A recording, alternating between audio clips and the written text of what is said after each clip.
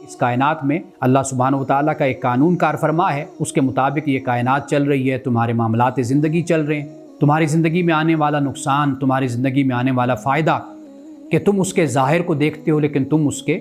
बातिन को नहीं देख सकते। और इंसान चूँकि ज़लूम है, जहूल है, अजूल है, कुरान पाक ये बयान करता है, ज़ालिम है यानी हक़ तलफ़ी करने वाला है, जाहिल है यानी जज्बाती है, और अजूल है यानी जल्दबाज है। तो इंसान का मामला यही है कि बहुत सी बातें ऐसी होती हैं कि जो एक बड़ा हादसे की सूरत में इंसान की ज़िंदगी में रूनुमा होती है, लेकिन इंसान जब वो हादसा देखता है तो कई दफ़ा अल्लाह सुब्हानहू व तआला से शिकवा भी कर बैठता है, और कभी अपने दुख और अपने गम की वजह से